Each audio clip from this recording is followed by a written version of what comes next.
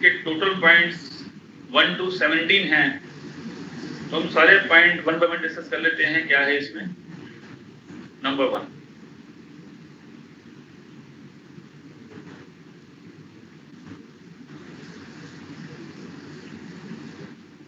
Screen सबको share हो रही है, विजिबल है सबको?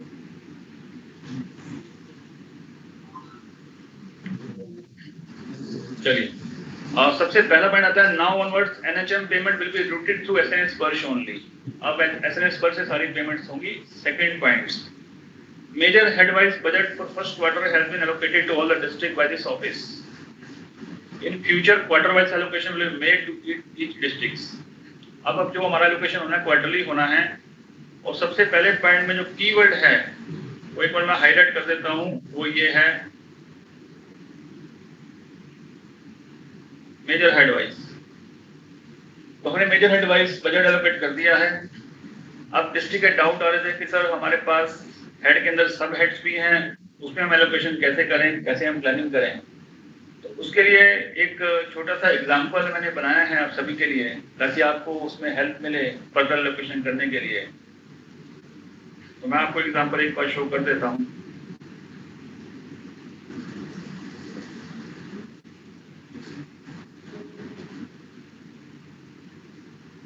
ये एक डिस्ट्रिक्ट यमुनानगर का एक एग्जांपल है। सभी डिस्ट्रिक्ट्स प्लीज इसको नोट कर लें, एग्जांपल को समझ लें अच्छे से, क्योंकि पूरे हरियाणा में जितने भी डिस्ट्रिक्ट्स हैं सब जगह लगभग रूल सेम ही लगेगा। तो एक सैंपल के थ्रू मैंने सोचा कि सबको एक बार क्लियर कर दें, ताकि सबको क्लियर हो जाए कैसे एलोकेशन होगा। हाँ जी, डैम यमुनानगर आपको आ रही है वॉइस?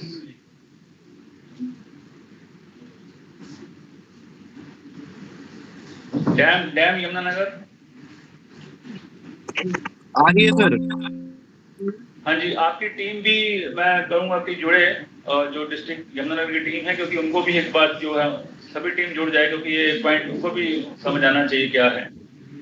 जैसा कि आप सभी को पता है, कल डिस्ट्रिक्ट आरओपी इशू हो चुकी है, हर डिस्ट्रिक्ट को आरओपी मिल चुकी है। और आरओपी में जो एलोकेशन हुआ है आरओपी के अकॉर्डिंगली, मैं एग्जांपल दे रहा हूं। एक हेड है हमारा 199 आप सभी को पता है, ये अनटाइड फंड का हेड है। तो अनटाइड फंड में मैं कल देख रहा था कि यमुनानगर की आरओपी मैंने पढ़ी, तो पता लगा मुझे कि 1,08,65,000 रुपीज ये इसमें आरओपी में सैंक्शन गई है। शायद डैम यमुनानगर इस बात को अवेयर होंगे कि इतना हमारा अनटाइड फंड का एलोकेशन हुआ है। और उसमें जब मैंने उसका फर्दर एनेक्चर देखे तो उसका ब्रेकअप भी मुझे मिल गया, आपको मिल गया होगा। मैं आपको बता देता हूं इस टेबल के थ्रू। ये अनटाइड फंड के ये जो हेड आप देख रहे हैं, untied fund for district hospital, untied fund for SDH, for CSC, for PSC, for sub centre. एक नॉर्मल सब सेंटर होता है, एचडब्ल्यूसी होता है, दोनों अलग अलग क्योंकि ग्रांट आती है। और लास्ट में आता है untied fund for civil dispensary. ये डिफरेंट यूनिट्स का यमुनानगर का जब देखा तो अगले कॉलम में आप देख सकते हो, इस कॉलम में नंबर ऑफ हेल्थ इंस्टीट्यूशन में जैसे डीएच एक ही है यमुनानगर में, एसटीएच भी एक है, सीएससी 8 हैं, पीएससी 14 हैं, सब सेंटर नॉर्मल 4 हैं और एचडब्ल्यूसी के 109 हैं। और सर आवाज ब्रेक हो रही है सर। वॉइस ब्रेक हो रही है क्या? सभी जगह ब्रेक हो रही है या नेटवर्क इशू है? डैम यमुनानगर प्लीज बताएंगे जी आपको। सर आवाज आ रही है, हमारी तो ठीक आ रही है सर भिवानी से। हाँ जी, कहीं ना कहीं नेटवर्क के इशू हो सकते हैं, तो वो थोड़ा मैनेज करें प्लीज। ठीक है जी। तो नंबर ऑफ हेल्थ इंस्टीट्यूशन बताए गए हैं यहाँ पे। सब सेंटर 109 है, डिस्पेंसरी 1 है। ये मैं सैंपल ले रहा हूँ यमुनानगर का, सभी डिस्ट्रिक्ट पे अपने अपने देखें कितने सेंटर हैं, हर एक अलग अलग हैं, वो आप देखेंगे। उसके बाद अगला कॉलम जो आप देख रहे हैं, ये यूनिट मैक्सिमम, ये भी मैंने आरओपी में पढ़ा। और डीएच के लिए 5 लाख रुपए का अनटाइड फंड गया हुआ डिस्ट्रिक्ट आरओपी में, और 2.5 लाख का ग्रांट गई इसको एसटीएच के लिए। ऐसे सीएससी के सारा बजट देखा तो 1,08,65,000 जो नीचे टोटल दिया हुआ है, उसका ब्रेकअप मैंने एक बार स्टडी किया कि इतना अनटाइड फंड गया हुआ डिस्ट्रिक्ट आरओपी में। उसके बाद अगले कॉलम में हमने एक वैसे ही डिस्कस किया कि जो एलोकेशन हुआ है पहले क्वार्टर का वो हमने दिया है, ये देखिए 16,65,555। ये पैसा हमने यमुनानगर को एसएनएस स्पर्श में एलोकेट किया है, लेकिन हमने एलोकेशन सब हेड वाइज नहीं किया है, टोटल किया है। इन टोटल में अनटाइड फंड 199 हेड है अनटाइड फंड का, इतना पैसा यमुनानगर को उसमें है। यमुनानगर इतना पैसा स्पेंड कर सकता है फॉर फर्स्ट क्वार्टर, जो कि टोटल आरओपी का लगभग 15% है। तो हर हेड में जितना भी आरओपी में बजट आपके पास आया है, तो मैं अगर मोटे तौर पे बताऊं आपको, तो उसका लगभग 15% हर क्वार्टर में एलोकेशन होगा, और 15 को 4 से मल्टीप्लाई करोगे तो लगभग 60% ऑफ आरओपी वो तो फंड मिनिमम सभी को मिलेगा ही मिलेगा। अब ये जो बजट आप देख रहे हैं 16,65,555,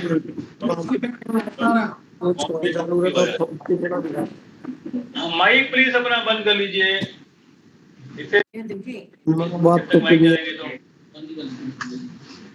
जिसको रिक्वायरमेंट होगी वही बोले प्लीज।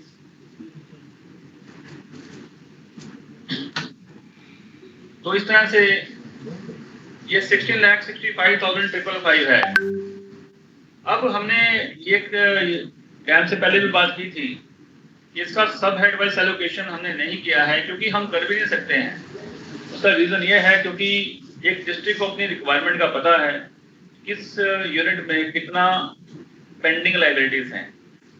आप देखो आपके जो भी डीएच हैं, यहाँ पे भी कोई अकाउंट असिस्टेंट हैं, एसडीएच में भी है, सब लोग सब जगह टीम है। आप इनके साथ एक मीटिंग करें और क्वार्टर वाइज जो पैसा दिया गया है उसका पहले तो इन यूनिट्स में एलोकेशन होगा, क्योंकि हर सेंटर को बजट चाहिए। लेकिन प्रॉब्लम यह है कि पैसा जो है वो 16,65,555 ही है। तो मैंने वैसे ही इस टेबल के थ्रू एक प्रोपोर्शनेट एलोकेशन किया है।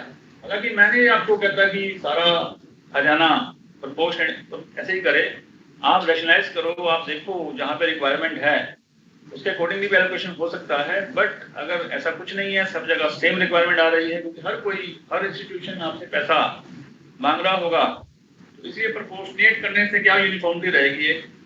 तो इस पैसे को हमने प्रोपोर्शनेटली एलोकेट किया है। देखो सब में ये एक मैथमेटिकल फॉर्मूले से एलोकेशन हुआ है, इसमें किसी से डिस्कशन नहीं हुआ है। ऐसा एलोकेशन हम कर सकते थे बट हमने नहीं किया, क्योंकि हमें नहीं पता कि किस यूनिट में कितना पैसा रिक्वायर्ड होगा। ये हमने यहाँ पे छोड़ दिया है। ये जो आप देख रहे हो कॉलम नंबर डी, ये जो डी कॉलम है, this is the maximum limit as per ROP. इसके बाहर तुम जा नहीं सकते कभी भी। पूरे साल का एनुअल टारगेट है आरओपी, इसके बाहर नहीं जा सकते।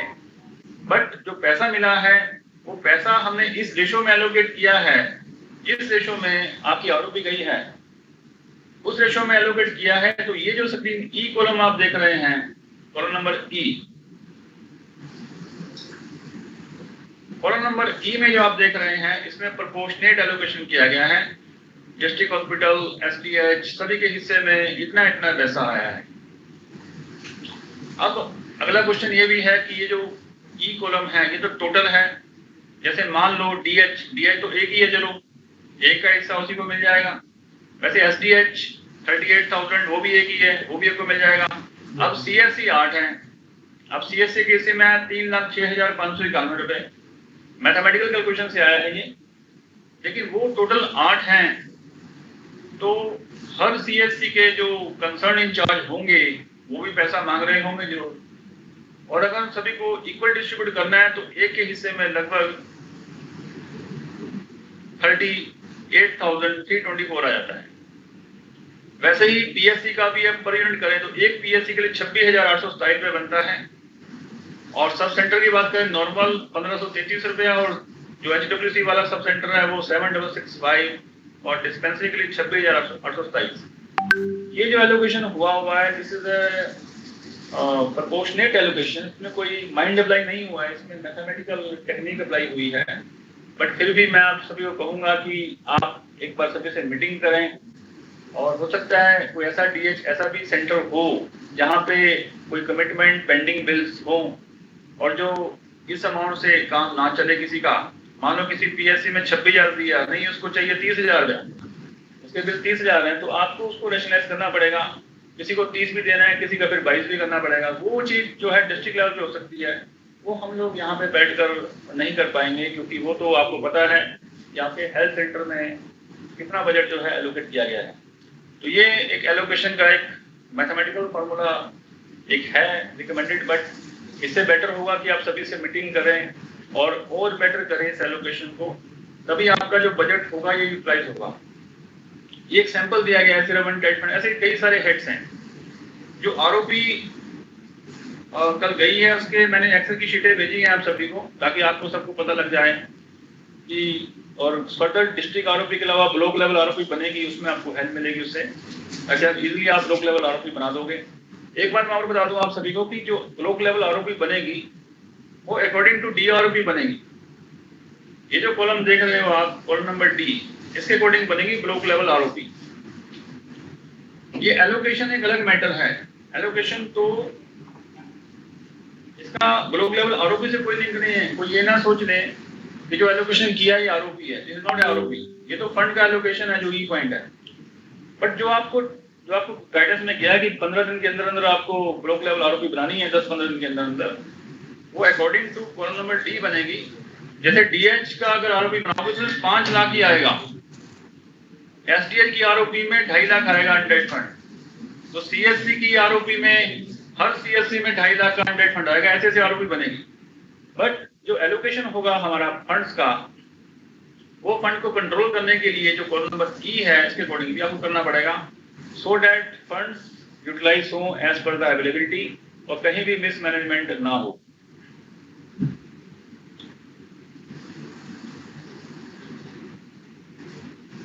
तो इसलिए हमने पॉइंट नंबर 1 में एक बात लिखी है, एक बार मैं रीड कर देता हूं पॉइंट नंबर 1 का पॉइंट, क्योंकि बहुत इंपॉर्टेंट है पॉइंट नंबर 1।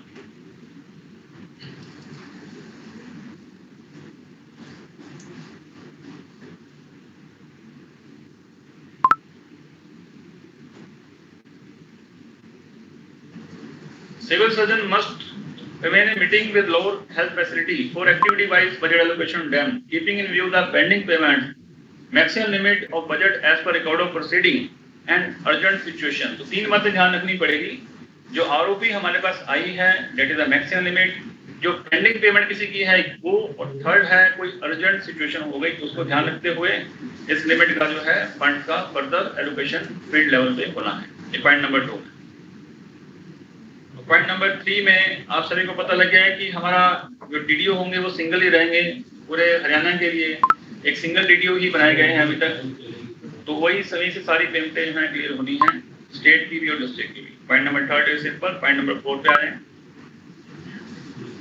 अच्छा, एनएचएम फंड से कोई भी लोन एक्सेट्रा पहले हम लेते थे कई बार, और कई बार ऐसा लोन के हमें टेम्परेरी लोन का रहता था, अब नहीं करना है ये, क्योंकि एसएनएस स्पर्श में लोन की रिक्यूरमेंट का अभी तक कोई ऐसा प्रोविजन नहीं है।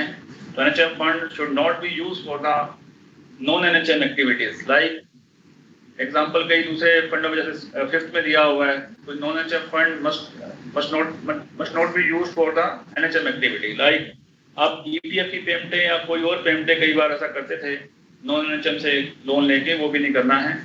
ईपीएफ के बारे में आज हमारी मीटिंग है, लगभग 11:30 बजे हमें जाना है साइबर ट्रेजरी, वहां से हमें पता लगेगा कि ईपीएफ का क्या सोल्यूशन है, और मोस्ट प्रोबेबली वो शायद होल्डिंग अकाउंट से परमिशन दे रहे हैं हमें, उसके अकॉर्डिंगली होल्डिंग अकाउंट से ही इसकी पेमेंट होगी, बट अभी ये कंफर्म नहीं है, वो हम आपको आज की मीटिंग के बाद ही बता पाएंगे।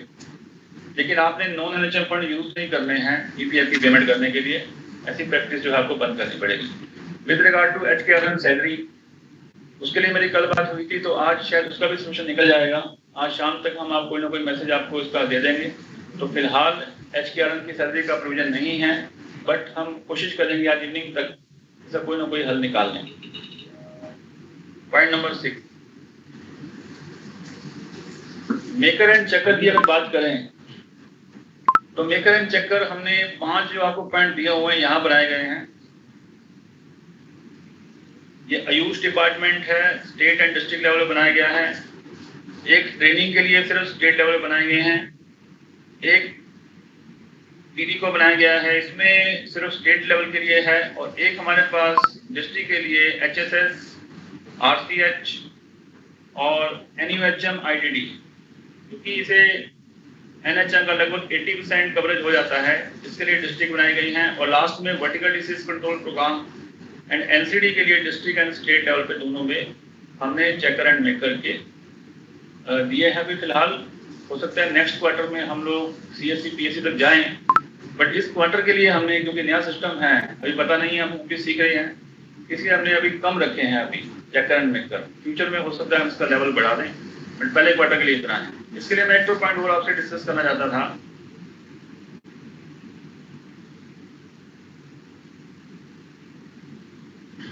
ये 6 पॉइंट एक बार मैं डिस्कस करना चाहता हूँ। नंबर 1, HR बजट जो आपके पास आरोपी गई है, उसमें HR का बजट अभी नहीं गया है।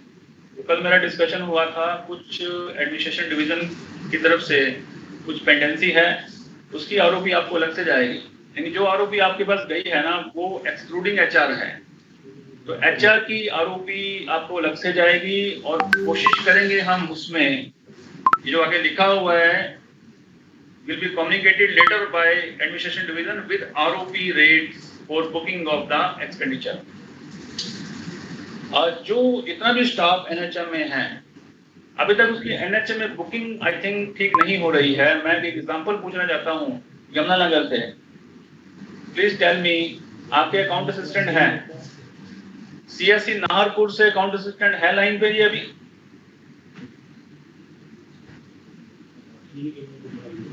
CSC नाहरपुर,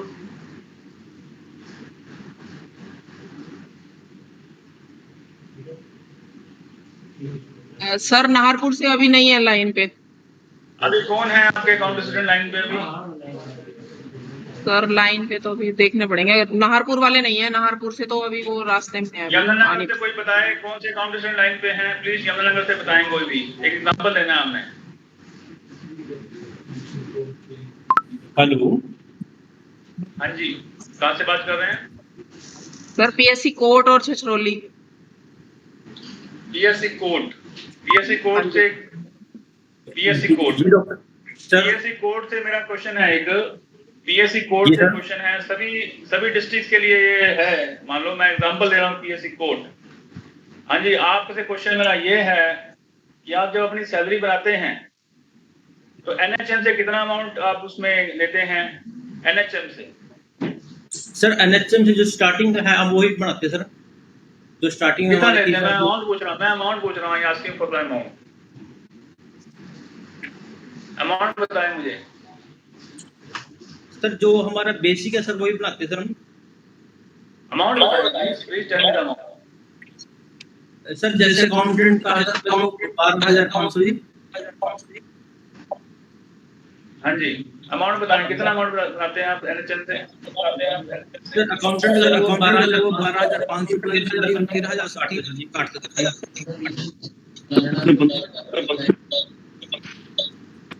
अरे बाकी अपना माइक बंद करेंगे प्लीज, सिर्फ PSC कोर्ट से बोलेंगे, बाकी अपना माइक बंद कर लीजिए।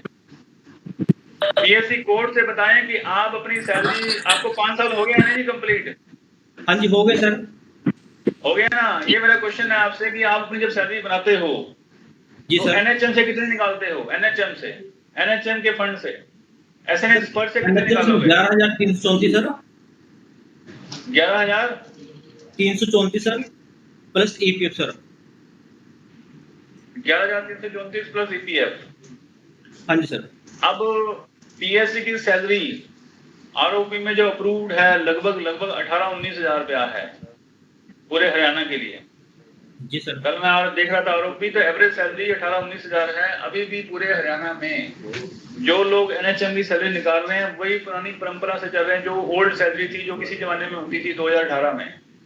आज लगभग 7 साल हो गए हैं, अभी भी NHM से वही सैलरी निकाली जा रही है। और बैलेंसिंग फिगर जो है वो स्टेट से निकालते हैं हम, सैलरी टोटली मिलती है सबको।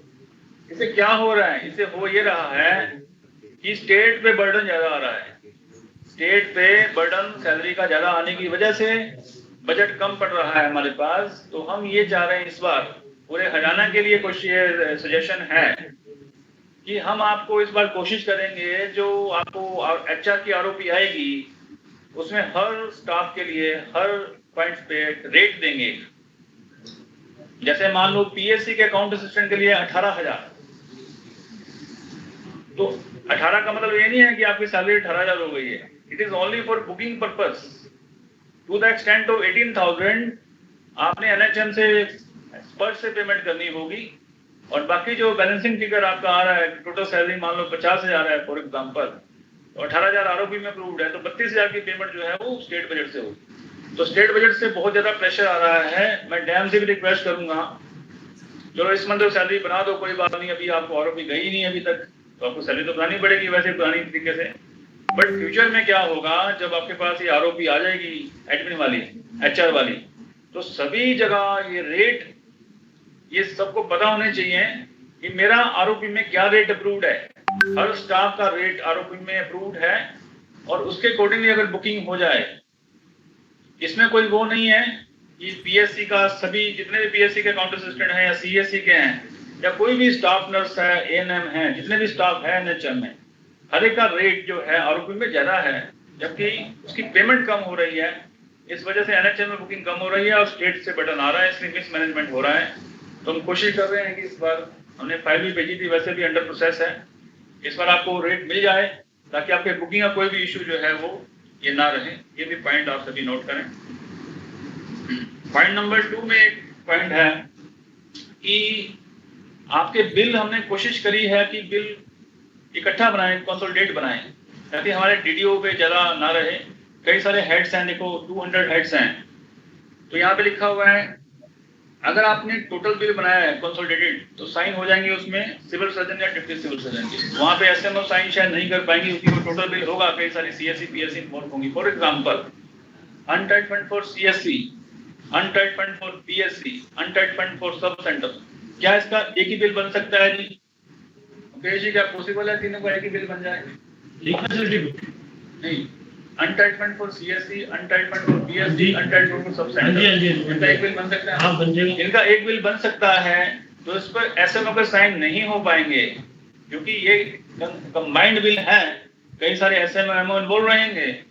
इसलिए हमारी सजेशन है, वैसे बिल पर जो सिविल सर्जन और डिप्टी सिविल सर्जन हैं, वो हाँ, उनके जो फिजिकल बिल हैं, जो वेंडर के बिल हैं, वहां आप साइन करा सकते हो। उनके जो वेंडर के बिल्स हैं, जैसे मान लो कैसे इन्वर्टर परचेज हुआ है और इन्वर्टर का बिल आया किसी कंपनी से, तो वहां पे तो SMO वेरीफाई कर सकते हैं। लेकिन जो SNM स्पर्श से जो आपकी ये बनेंगे SSO सैंक्शन ऑर्डर बनेगा, तो वहां पे आपके सिविल सर्जन या डिप्टी सिविल सर्जन के साइन हो जाएंगे।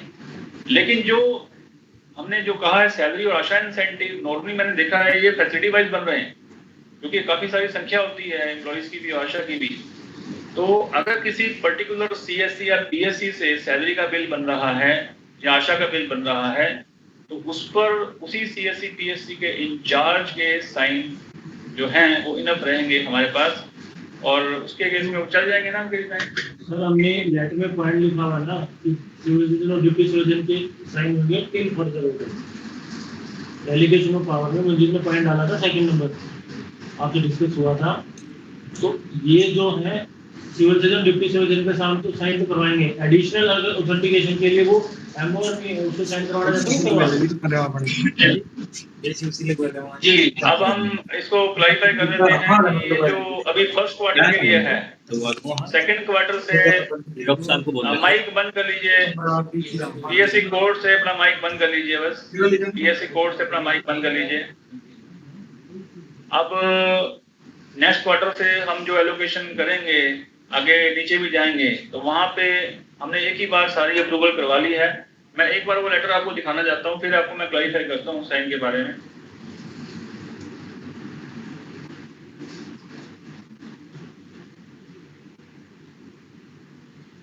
ये देखिए, हमने वन टाइम ये अप्रूवल ले ली है कि district health societies concern civil surgeon oblique deputy civil surgeon Ayurvedic medical officer ऐसे रखे हैं, क्योंकि वहाँ पे जो आयुष के बिल्स आएंगे उनको ये वेरीफाई कर सकते हैं आयुष मेडिकल ऑफिसर, और नीचे जनरल हॉस्पिटल में senior medical officer PMO, sub division hospital में SMO PMO, ऐसे हर सेंटर में ये सारे काउंटर सिग्नेचर करने के लिए जो है वो सब हमने यहाँ पे आपको बताए हैं। ये हमने इसलिए अप्रूवल ले ली है वन टाइम, ताकि नेक्स्ट क्वार्टर से जो एलोकेशन होना है वो सीएससी पीएससी वाइज हो सकता है, तो यही फिर वहीं से सब कुछ चेकर मेकर का सारा सिस्टम चलेगा। जैसे मान लो एक सीएससी है, वहाँ पे एसएमओ ऑब्लिक डेंटल सर्जन जो है लिखा हुआ है, लेकिन फिलहाल फर्स्ट क्वार्टर में थोड़ा सा, क्योंकि हमें यहाँ से पेमेंट करानी है डिस्ट्रिक्टों से, तो वहाँ पे फर्स्ट क्वार्टर में थोड़ा सा एफर्ट करना पड़ेगा डिस्ट्रिक्ट लेवल पे।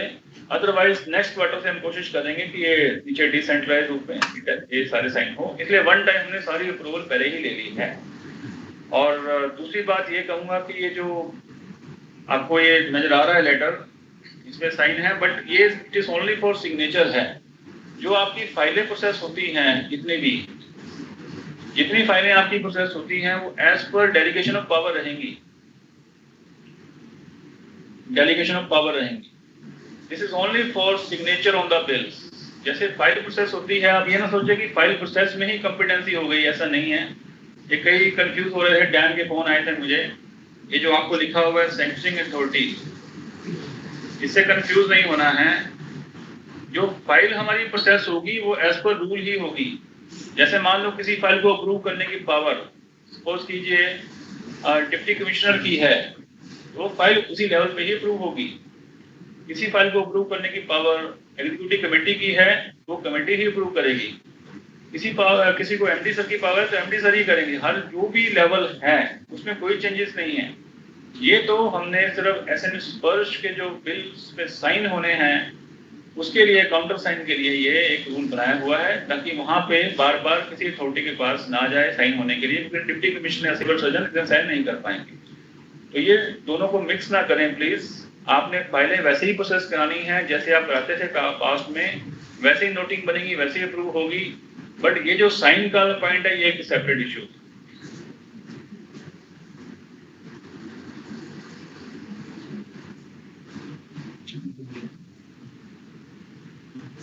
तो ये पॉइंट नंबर 2 था, जिसमें हमने रिकमेंड किया है कि बिल कंसोलिडेट बनाएं और सैलरी आशा के लिए अभी सीएससी पीएससी लेवल बन सकते हैं। पॉइंट नंबर 3 में head wise budget allocation maximum 200 head में हुआ है, लेकिन उसमें एक जो एचआर का एलोकेशन हुआ है, हमने जो किया है उसमें प्रोग्राम मैनेजमेंट और सर्विस डिलीवरी दोनों का एलोकेशन जो है अलग अलग किया गया है। ये देखिए, however separate allocation for HR for SD staff and PM staff under 185 as well as for 142। तो यहाँ पे कई डिस्ट्रिक्ट से मुझे फोन आए, उन्होंने कहा कि ये सर दोनों अलग अलग बजट हैं हमारे पास, एक एचआर का है, पीएमयू का है और एक दूसरा हमारे पास सर्विस डिलीवरी का है, तो क्या हम इंटरचेंज कर सकते हैं? तो इंटरचेंज की पावर आपकी नहीं है इसमें। इस हेड के अंदर दोनों अलग अलग हेड्स बनाए गए हैं एलोकेशन में। हालांकि हेड ये एक ही है 185, बट हमने अपने सिस्टम में इसे 2 हेड बनाए हैं। एक आई थिंक 185.1 है, 185.2 होगा शायद, 2 हेड है। वैसे ही 142 के भी 2 हेड हैं। तो इसमें जो लिमिट लगाई है दोनों पे सेपरेट लगाई गई है, वो इसलिए लगाई है गवर्नमेंट ने क्योंकि जो पीएम स्टाफ है उसकी लिमिट 9% होती है, शायद इसलिए उन्होंने सेपरेट रखा हुआ है। सिर्फ यही हेड ऐसा है जहाँ पे सब हेड वाइज एलोकेशन हुआ है। अदरवाइज अगर हम एसडी की बात करें, सर्विस डिलीवरी स्टाफ की बात में कई सारा स्टाफ है, जैसे स्टाफ नर्स हो गया, एएनएम हो गया, एलटी हो गया, फार्मासिस्ट हो गया, वो सारा एसडी में आते हैं सर्विस डिलीवरी में। वहां पे आपके पास फ्लेक्सिबिलिटी है कि इस बजट को उनमें से किसी को भी हम ट्रेड कर सकते हैं, तो कोई रुकावट नहीं आएगी। लेकिन जो प्रोग्राम मैनेजमेंट का बजट आपको दिया गया है उसमें सिर्फ और सिर्फ प्रोग्राम मैनेजमेंट के स्टाफ की सैलरी निकालें, like DAM, DPM, account assistant, DAC और फ्लीट मैनेजर, ऐसी जो पोस्टें आप सभी को पता होंगी जो प्रोग्राम मैनेजमेंट में आती हैं। अगर नहीं पता है तो एक बार अनिल जी एक बार इनको बता भी देंगे, ये पोस्टें पीएम में आती हैं। तो ऐसा ना हो कि पीएम की बुकिंग वो उसमें कर लें, सर्विस डिलीवरी में तो यही डाउट है। सही तो पीएम को बोलते हैं पैरामेडिकल स्टाफ। यस, ये कई सारी कंफ्यूजिंग है, तो हम कोशिश करेंगे आपको बता दें। जो सर्विस डिलीवरी में नहीं है तो बाकी पीएम स्टाफ नहीं, इनको जैसे फ्लीट मेजर है, फ्लीट मेजर पीएम में आता है, फ्लीट मैनेजर पीएम में। हाँ, तो ऐसी चीजें फ्लीट मैनेजर ही है। एक लिस्ट बन जाए ऐसी, चलो लिस्ट शेयर कर लेते हैं। हाँ, एक लिस्ट ऐसी शेयर हो जाए कि जिससे इनको क्लियर हो जाए सभी जिलों को कि हम कौन सी कैटेगरी में स्टाफ आता है। जब सैलरी आप बनाएंगे तो ऐसा ना हो कि पीएम वाली भी आप सर्विस डिलीवरी में बना दें या सर्विस डिलीवरी की पीएम में बना दें, सारा मिस मैनेजमेंट हो जाएगा। तो पीएम मोटे तौर पे तो ये है, जो पेशेंट से जुड़ा हुआ स्टाफ है डायरेक्ट, वो सर्विस डिलीवरी होता है। जो पेपर से जुड़ा हुआ स्टाफ है, प्रोग्राम मैनेजमेंट, तो जो पेशेंट से डायरेक्ट रिलेशनशिप नहीं होता है वो नॉर्मली प्रोग्राम मैनेजमेंट में होता है। तो हम फिर भी इसके लिए स्टाफ को प्रोवाइड कर देंगे। ये बजट भी 2 महीने का है, जुलाई का नहीं। जुलाई ये बजट जो हमने दिया है this is only for 2 months. जैसे कि हमें पता है कि मार्च की सैलरी जा चुकी है, बट अप्रैल एंड मई की पेंडिंग है। तो अप्रैल मई की सैलरी जो है वो निकालने के लिए है। जून की जो सैलरी जुलाई में जानी है आपकी, उसका बजट आपको अलग से आएगा, ठीक है। तो उसका अभी जुलाई वाला तो सेपरेट बजट आएगा। अभी तक आप टारगेट ये लेके चले कि 2 मंथ की सैलरी क्लियर कर दें, लेकिन ध्यान ये रखें कि पीएम और एसडी को आपस में मिक्स ना करें। बाकी जो हमने अदर हेड में एलोकेशन दिया है, जैसे मान लो जेएसवाई है, अनटाइड फंड है, उसके सब हेड में आपकी फ्लेक्सिबिलिटी है, उसमें कोई हमें रिस्ट्रिक्शन नहीं है। वो अकॉर्डिंग टू आरओपी, जैसे कि मैंने बताया पहले कि according to ROP, according to urgency, according to pending payments, उसका सब हेड वाइज एलोकेशन करने के लिए आप पूरी तरह फ्री हैं। बट यहाँ पे जो ये एचआर वाला है, इस पे थोड़ा ध्यान रखने की जरूरत है। पॉइंट नंबर 3 में सर, इसमें ना जो ऑफिस स्टाफ है वो पीएम में है, ऑफिस स्टाफ के अलावा जो स्टाफ बचता है वो सारा एसडी में है। जो ऑफिस से रिलेटेड काम करे वो सारा प्रोग्राम मैनेजमेंट का। लेकिन फिर भी एक लिस्ट डाले ना, एक बार क्लियर हो जाएगा ताकि किसी को कंफ्यूजिंग ना रहे। अच्छा, 4 पॉइंट में कुछ डिस्ट्रिक्ट का फोन आया था, वो कहते सर ग्रुप तो बन रहे हैं लेकिन उनका कोई फायदा इसलिए नहीं है क्योंकि सेम अमाउंट आ रहा है उसमें। अब सैलरी सबकी अलग अलग होती है, आशा के इंसेंटिव भी अलग अलग होते हैं, तो सेम अमाउंट आने से उसका कोई पर्पस सोल्व नहीं होता है। बट मुझे एक डैम से बात हुई थी, वो ये कह रहे थे कि हम सभी अमाउंट को जीरो करके इसमें मैनुअली अमाउंट फीड कर सकते हैं। क्या ये पॉसिबल है? नहीं, एडिट का ऑप्शन ही नहीं, एडिट का ऑप्शन नहीं है। तो फिलहाल ये ग्रुप वाला सिस्टम हमारा अभी नहीं चल रहा है। हालांकि आज हम वहां जा रहे हैं, मीटिंग है हमारी 11:30। हम ये मुद्दा भी वहां उठाएंगे कि ग्रुप वाइज देना चाहिए ताकि हमारा थोड़ा जल्दी हो जाए। पॉइंट नंबर 5 में एक डैम ने कहा था कि 100 रुपए से कम की पेमेंट किसी को करनी हो, कभी हो जाता है ऐसा, कोई वो नहीं कर रहा सिस्टम, ऐसा हो रहा है। 100 रुपए से, हाँ मिनिमम 100 रुपए पेमेंट है। वही मान लो रिक्शे वाला है, कोई ऐसी सिचुएशन आ गई है, कोई भी ऐसी सिचुएशन आ गई, 100 से कम का एक्सेप्ट नहीं करता है। तो ये भी एक हम पॉइंट देख लेंगे आज बात करके कि 100 रुपए से कम, वैसे तो कम होगा, रेयर टू रेयर केस ही होगा, लेकिन चलो फिर भी हम इस पॉइंट को भी रखेंगे कि 100 से कम पेमेंट कैसे होगी। और एक कई टाइम से फोन आ रहे थे कि सर आईएफएससी कोड में गलती हो गई हमारे से। देखो आईएफएससी कोड ध्यान से भरें, मेकर का ड्यूटी है कि ध्यान से भरें, क्योंकि चेकर के पास कोई रेक्टिफाइड करने का ऑप्शन नहीं है। चेकर के पास ऐसा कोई ऑप्शन नहीं है रेक्टिफाइड करे, इसलिए सभी ध्यान से इसको मेकर भरें, बाद में बड़े इश्यू आ जाते हैं।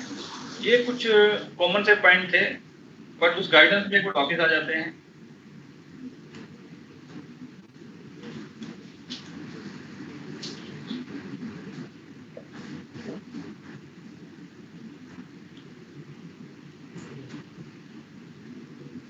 पॉइंट नंबर 7 में देखो, रजिस्टर तो आपको करना पड़ेगा, सबको पता ही है। 7 पॉइंट ओके है। 8 पॉइंट में सिर्फ पैन की बात है, पैन और पैन के अकाउंट की डिटेल मैंडेटरी है, उसको आपने ध्यान से भरना होगा। सबको अच्छे से चेक करें इसका पैन नंबर और गलत ना भरें, बड़े ध्यान से सारे काम करने पड़ते हैं, हमें एक्यूरेट डिटेल भरनी है। और 9th पॉइंट बहुत इंपॉर्टेंट है, मैं एक बार रीड करना चाहता हूँ, बहुत ही ज्यादा इंपॉर्टेंट पॉइंट है। 9th point number 9, it is hereby clarified that each and every file under NHM will be processed and approved by the competent authority at each implementing agency as per the rules and regulations. That is the delegation of power already issued by this office letter number 2013 का letter तो state के लिए था, चलो 2009 का letter district के लिए था।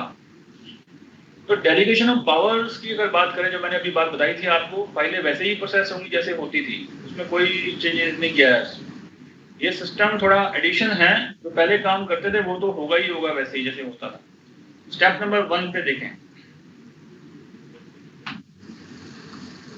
File will be moved and processed at each implementing agency as per the operational guidelines of NHM.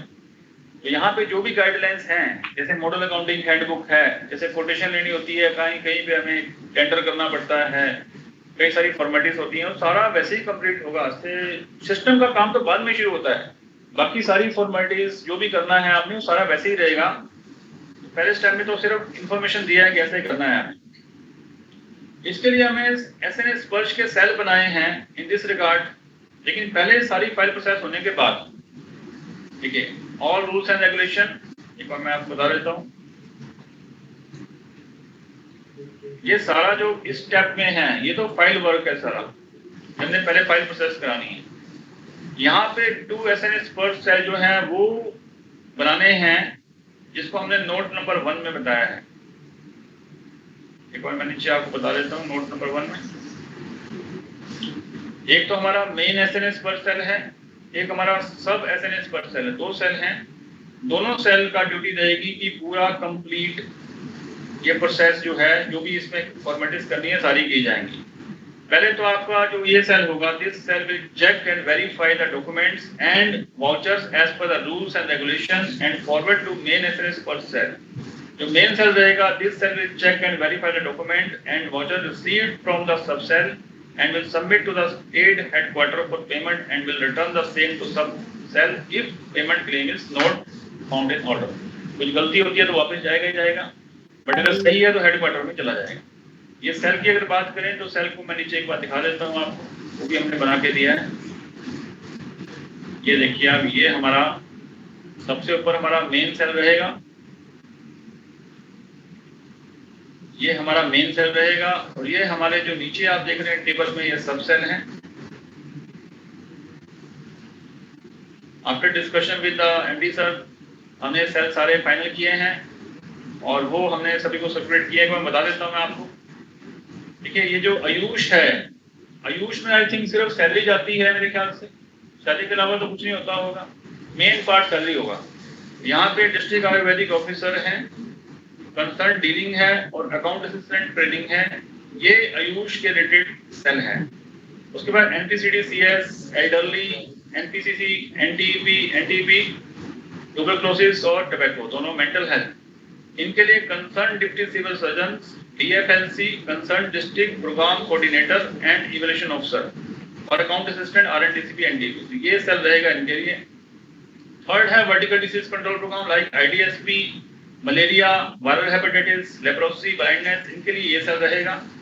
और उसके बाद जो एनएचएम का पोर्शन है, जो डिस्ट्रिक्ट लेवल है एनएचएम एक्टिविटी के लिए, वहां पे concern related programme incharge like family planning के डीडी हैं, डिप्टी हैं, आरबीएस के हैं, डीआईओ हैं, ये अकाउंट असिस्टेंट, आरसीएच और account assistant training for RTS, NUHM and training bills, ये हमारे पास एक सेल रहेगा। और जो फील्ड लेवल है सीएससी, बीएससी के लिए है, उसमें कंसर्न फैसिलिटी इंचार्ज रहेंगे, जैसे एसएमओ, एमओ है, मेंबर सेक्रेटरी रहेंगे, अकाउंट असिस्टेंट, हेल्थ फैसिलिटी रहेंगे और डैक्स, बैक, अर्बन हेल्थ मैनेजर रहेंगे फॉर आशा एक्टिविटीज के लिए।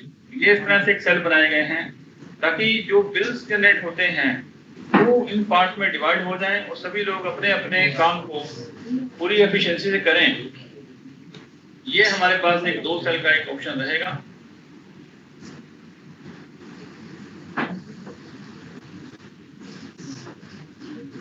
और एक मैं आपको मैसेंजर भी बता देता हूं इसमें।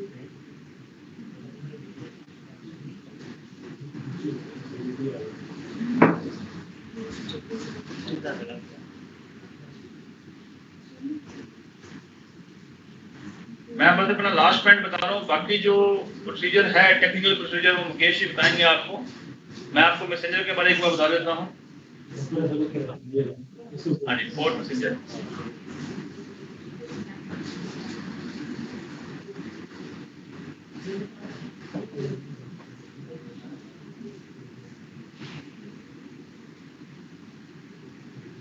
हाँ जी, नोट नंबर 2 में क्लैरिफाई किया गया है कि 4 मैसेंजर्स जो होंगे will be deputed by district authority at each district for submission of bill to DDO for SNS Sparsh. 2 messengers will represent the bills of RCH, HSS, NUHM, IDD. ये जो activities हैं हमारी इनको रिप्रेजेंट करेंगे to, और बाकी जो 2 messenger रहेंगे वो रिप्रेजेंट करेंगे बीडीसीपी, एनसीडी, आयुष और यूथ लेवल के बिल्स। ये 4 मैसेंजर हमने रखने हैं, ताकि 2 से रखे हैं, अल्टरनेट डेज पे आ सकते हैं, कभी एक कभी दूसरे। तो जून में मेरी सभी से रिक्वेस्ट है, क्योंकि ये पहला मंथ है हमारा एसएनएस वर्ष का, हमें थोड़ा सभी को पूरे एफर्ट से काम करना है, पूरा 100% हमने अपना देना होगा, ताकि हमारी सारी पेंडिंग लाइबिलिटी जो हैं, सैलरी की, आशा इंसेंटिव की, बिल्स की, वो सारी क्लियर हो जाएं।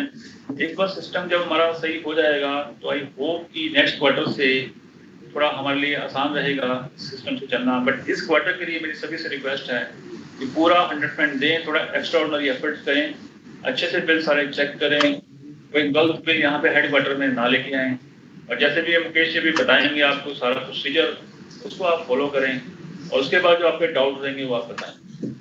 ठीक है मिस्टर मुकेश जी को दे रहा हूँ।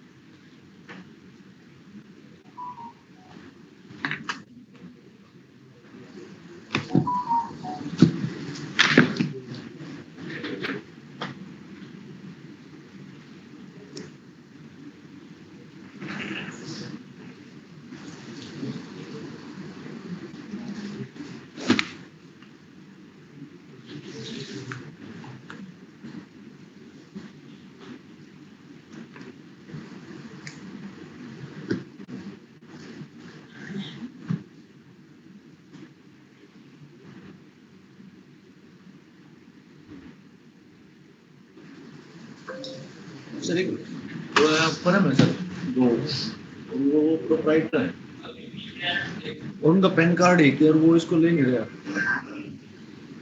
फर्म है, प्रोप्राइटरशिप है, हैं? हाँ, और पैन कार्ड एक ही है प्रोप्राइटरशिप फर्म का। हाँ, एक ही होता है, 2 फर्म है। हाँ, फर्म में 2 है, फर्म में 2 हैं, अलग अलग फर्म है। हाँ, लेकिन पैन कार्ड प्रोप्राइटरशिप का होने के कारण वो एक ही है उसका। एक कैसे हो गया? नहीं, 2 फर्म में कैसे हो? एक ही फर्म में ऐड होगी ना वो तो 2 अलग अलग बना रखे शामिल हो रहे। जब एक कोई फर्म बनती है, जीएसटी एक्ट में रजिस्टर्ड है, वो फर्जी फर्म है। जीएसटी एक्ट में एक ही फर्म होती है। हाँ जी, हाँ जी, स्टार्ट कीजिए। ऑल ऑफ यू, अभी तक हमने लास्ट 2 ट्रेनिंग्स में आपको डिटेल में बता दिया था कि क्या क्या चीज़ें कैसे करनी है। फिर दोबारा मैं रिपीट कर देता हूँ आपको। फर्स्ट ऑफ ऑल आपको आपका लॉगिन करना है रजिस्टर में, तो आपको यहाँ पे रजिस्टर पे करना है। बात देखें, तो ऐड न्यू पे का ऑप्शन आएगा यहाँ पे। अगर आपके पास कोई पे कोड पहले से है तो आप उसको ऐड कर सकते हो, अगर नहीं है तो आपको रजिस्ट्रेशन करना है। स्कीम है HR 57, जिसमें आपको वर्क करना है। जो HR 238 स्कीम है, PM अफीम के लिए है, इसमें कुछ भी नहीं करना है। यहाँ देता हूँ, कई का क्वेश्चन ये आ रहा है कि वो उन्होंने HR 238 में बेनिफिशियरी रजिस्टर्ड कर दिए हैं, तो उनको इसमें शिफ्ट करना है। तो आज की डेट में जो सिस्टम है उसमें ऐसा कुछ नहीं है कि आप किसी पर्टिकुलर स्कीम में रजिस्टर करोगे तभी पेमेंट होगी। अगर आपने कोई पहले बेनिफिशियरी इसमें रजिस्टर कर दिया तो आप उसकी पेमेंट यहाँ पे भी कर सकते हो। HR 57 वाले की पेमेंट आप HR 238 में भी कर सकते हो। अब इसमें आगे है आपको, जैसे कि लेटर में बताया गया था हमने कि आपको एम्प्लॉइज। एक मिनट, ये ना मुकेश जी बताओ कि क्या 58 और दूसरी स्कीम में पेमेंट भी कर सकते हैं हम? नहीं, जैसे एक 57 हमारी स्कीम है, हाँ जी, एक 238 है, हाँ हमारी NHM की सारी 57 में रहेंगी, हाँ जी, तो एक ध्यान से सेट करनी पड़ेगी स्कीम। हाँ जी। मुझे तो ये क्वेश्चन चल रहा ना कि कईयों पहले जब ये HR 57 शो नहीं कर रही थी, उन्होंने 238 में रजिस्ट्रेशन कर लिया था। वो कह रहे हैं इसको शिफ्ट करो, तो शिफ्ट करने का ऐसा कुछ नहीं है। जब पेमेंट बिल करते हैं तो उसको सारे वेंडर शो करते हैं वहाँ पे, तो ऐसा कुछ नहीं है उसको शिफ्ट करने का। अगर उसमें तो पेमेंट जब भी होगी 238 में पेमेंट तो नहीं कर पाएंगे वैसे। जब तक मदर सैंक्शन शो नहीं होगी पेमेंट नहीं कर पाएंगे। पेमेंट करने के लिए एलोकेशन चाहिए उनको। जब अब तक हम उनको एलोकेशन नहीं करेंगे तो पेमेंट नहीं कर पाएंगे कोई भी, उनको हेड ही नहीं दिएगा वहाँ पे पेमेंट के लिए। तो पूरा कंट्रोलिंग है यहाँ पे। ऐसा नहीं है कि वो अगर उनको मदर सैंक्शन भी आ गई है तब भी वो पेमेंट नहीं कर पाएंगे, क्योंकि एलोकेशन ही नहीं है बजट हेड की। तो सेकंड है टाइप। इंडिविजुअल में आपने आशा को फैमिली प्लानिंग जेएसवाई एम्प्लॉय इसी में रजिस्टर करना है। यहाँ पे इम्पोर्टेंट है आपको पैन नंबर डालना मैंडेटरी है, क्योंकि सिस्टम पे लॉजिक ये है कि 10,000 से अबव की पेमेंटें हैं उसके लिए पैन मैंडेटरी है। अब कुछ का क्वेश्चन आ रहा था कि जेएसवाई बेनिफिशियरीज हैं उनके पास पैन नंबर नहीं होते, फैमिली प्लानिंग वालों के पास पैन नंबर नहीं होते। तो मोस्टली पैन नंबर सभी के पास है। बैंक अकाउंट विदाउट पैन आज की डेट में कोई बैंक ओपन नहीं करता है। अगर ओपन भी कर दिया बैंक ने तो री केवाईसी के लिए पैन हमेशा बैंक मांगता है। आप अगर जेएसवाई पेमेंट 700 रुपये 1400 रुपये तो आप पास आउट कर सकते हो कि पैन के विदाउट पेमेंट कर दोगे, सिस्टम आपको बनाने करेगा। उसके बाद है आपका आईएफएससी कोड। पहले आप यहाँ पे आईएफएससी कोड डालते थे और यहाँ पे अकाउंट नंबर डालते थे, ठीक है। उसके बाद सिस्टम आपको बोलता था पे डिटेल डज नॉट एग्जिस्ट। तो ये वाला सोल्यूशन अब रोल हो गया है। पहले क्या था, ये डाटा पीएफएम में से फैक्ट हो रहा था सारा डाटा।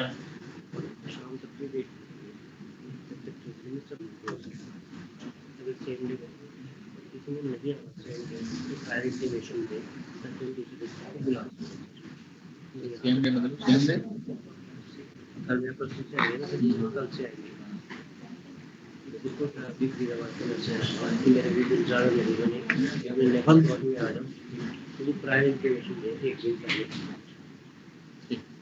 नहीं।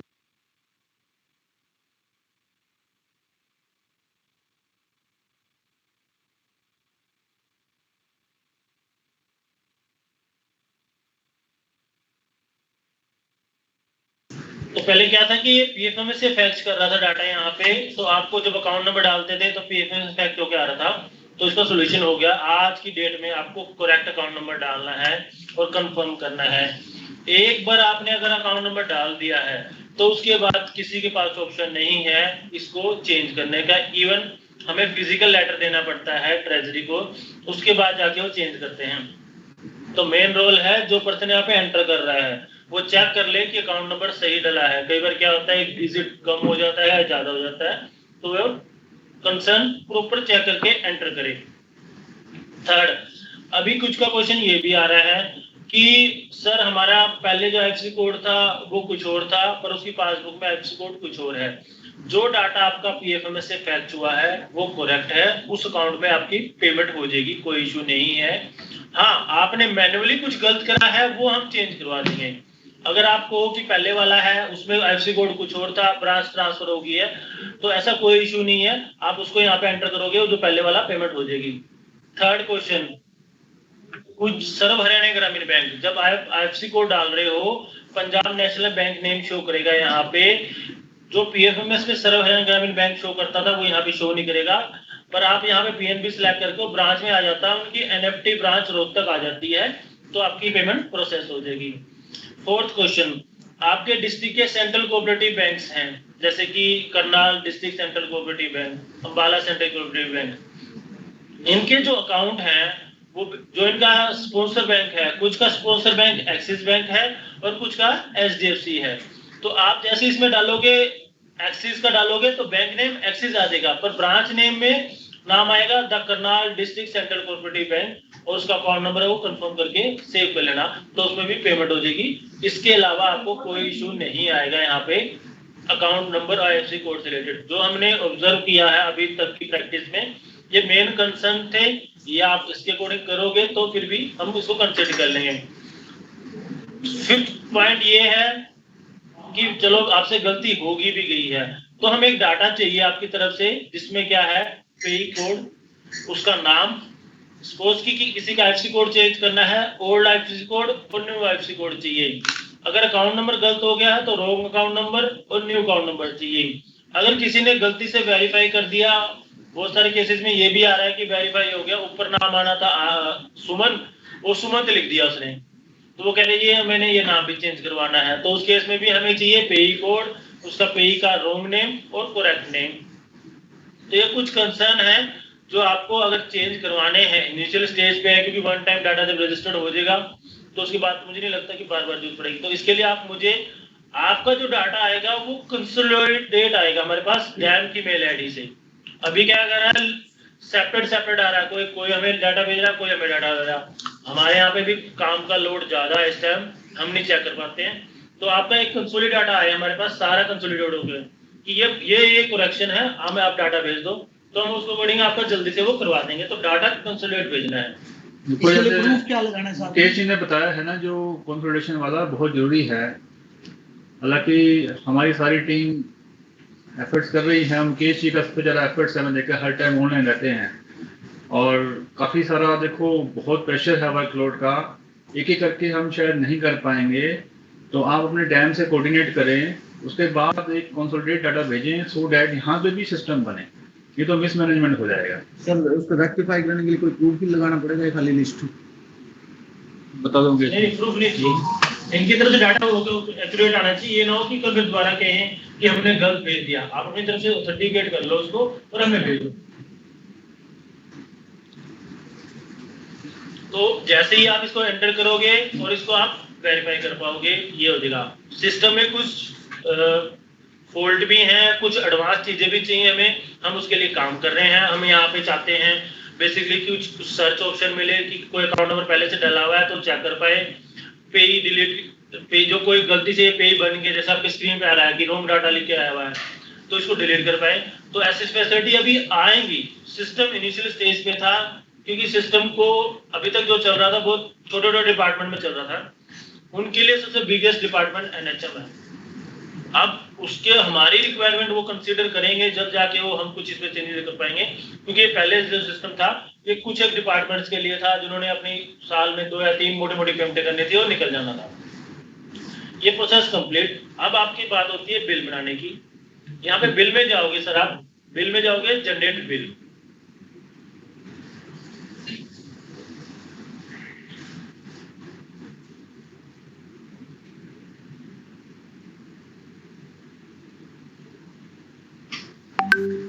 जब तक लॉगिन हो रहा है एक पॉइंट मैं बता देता हूँ कि हरियाणा पहला स्टेट है पूरे इंडिया में जिन्होंने NHM SNS स्कॉलरशिप इंप्लीमेंट किया है। We are the first state. इसका हमें देखो एफर्ट्स तो करना ही पड़ेगा, हम सबको, हम भी सीख रहे हैं, हमें भी करना पड़ेगा, सबको करना पड़ेगा। बट ये मैं आपको अश्योर करता हूँ इस साल सबसे ज्यादा ग्रांट हरियाणा को मिलेगी। मेरी बारिस्का से बात हुई है, उन्होंने कहा है क्योंकि आपको रिवार्ड तो मिलेगा, जितनी जल्दी हम SNA इंप्लीमेंट करेंगे हमारी इतनी अच्छी गारंटी आएंगी, किसी जगह कोई पेंडेंसियां नहीं रहेंगी।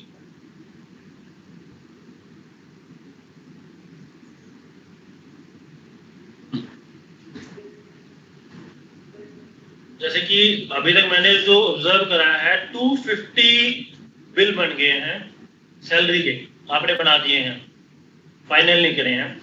तो आपको मोस्टली प्रोसीजर पता ही है। यहाँ पे स्कीम सिलेक्ट करोगे, बजट हेड और ऑब्जेक्ट हेड, ग्रामीण हेड, ये आपको शो करेगा। अब आपका पास अगला जो स्टेप्स है वो जो मेन है ये है सैंक्शन लेटर नंबर।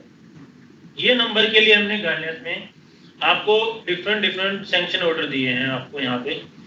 तो इस सैंक्शन ऑर्डर में आपको 3 नंबर लगाने हैं। 3 नंबर क्या है सर? यहाँ पे ये है, एक कॉपी जा रही है एजी को, एक कॉपी जा रही है ट्रेजरी ऑफिसर को, एक सेंट्रलाइज्ड ईडीओ को। तो यहाँ पे जो नंबर लगेंगे ना आपके 3, 1 2 3 नंबर जो लगेंगे और आपके यहाँ पे लगेंगे जो बिल के ऊपर, वो सेम होने चाहिए। जो आपका एसएनए का जो सेल है, सब सेल और मेन सेल, इन चीजों को भी नोट करेगा अपनी चेकलिस्ट में कि 1 2 3 नंबर का यही सैंक्शन है और इस सैंक्शन की डेट भी यही है जो यहाँ पे एंटर कर रखी है। ठीक है, ये आपको वहां पे नोट करना है वहां पे। उसके बाद आपको करना है रिमार्क्स में ओके लिखना है, जो भी आपने निरेशन देनी है, जो पेमेंट है वो आप कर सकते हो यहाँ पे।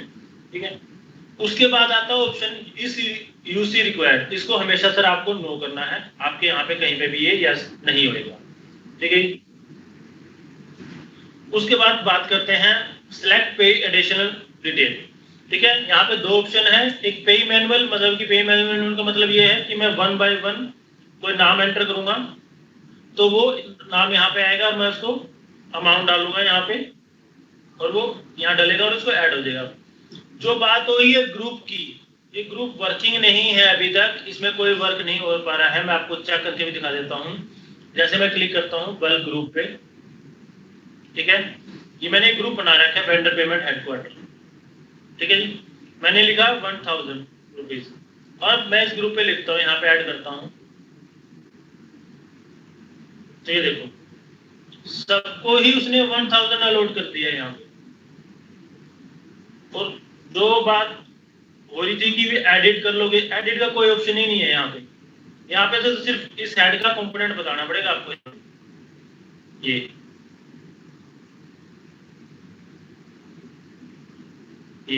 इसमें कहीं पे एडिट नहीं होना, तो इसको यूज मत करो अभी, इसमें कुछ प्रॉब्लम है। हम इसको उनका जो लॉजिक था, थिंकिंग था, उसके अकॉर्डिंग नहीं चलेगा काम यहाँ पे।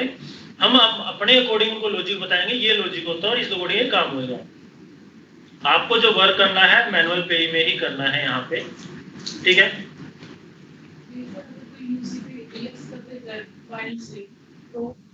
यूसी को यस कर देता है तो ये बिल ऑटोमेटिकली आपका बिल में चला जाता है, मैनेज पे बिल्स में। यहाँ पे जाके जैसे मैं आपको यहीं पे लेके जाता हूँ दोबारा से,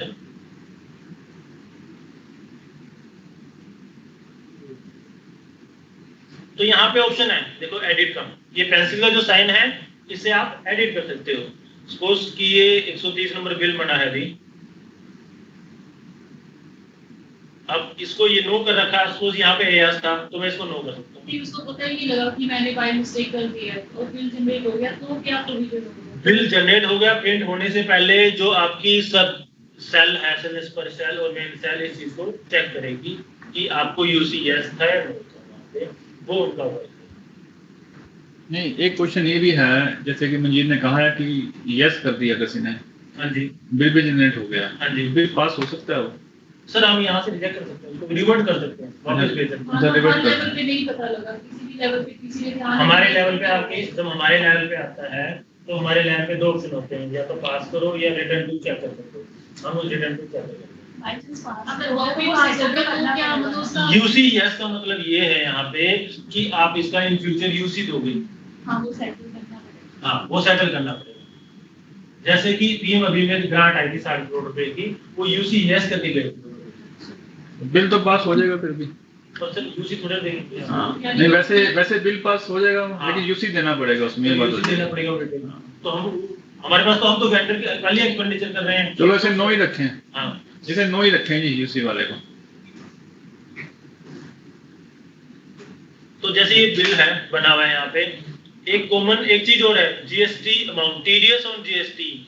आप सभी का जो टीडीएस का लॉगिन ले रखा है जीएसटी डिपार्टमेंट से, टीडीएस डिपॉजिट करवाने का जीएसटी का, उसका अमाउंट डालोगे, इसका सीपी नंबर डालोगे, कॉमन पोर्टल आइडेंटिफिकेशन नंबर। इसमें यह ध्यान रखना, जब आप चालान जनरेट करोगे वहां पे 3 ऑप्शन आएंगे आपके पास, ई पेमेंट, अदर और एनएफटी आरटीजीएस। पेमेंट मोड की बात कर रहा हूँ, वहां पे एनएफटी आरटीजीएस सिलेक्ट करना है आपको, और उसके बाद जो बैंक सिलेक्ट करना है, reserve bank of India select करना है आपको। बस इतना काम करके सबमिट करके छोड़ देना है, उसको कुछ नहीं करना। जो सेकंड, उस चालान की भी एक वैलिडिटी है, 15 दिन की वैलिडिटी है उस चालान की। तो ये ध्यान रखना कि ये ना हो कि लास्ट डेट पे ही आपका बिल आ रहा हो और सी पिन वहां पे से आ रहा हो।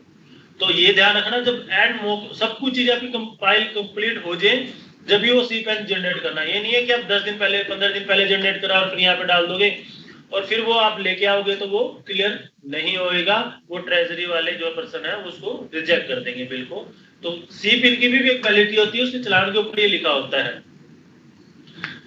ये बिल हमने बना लिया है यहाँ पे। सपोज इसमें व्यू डिडक्शन में अगर हम जाओगे तो आपको सिलेक्ट करना है टीडीएस, जो आपका टीडीएस है जितना अमाउंट है यहाँ पे डाल देना है आपको, और इसको ऐड कर देना है और सेव कर देना है। जैसे सेव करोगे उसका अमाउंट कम हो जाएगा। अपडेट बिल डिटेल करोगे यहाँ पे,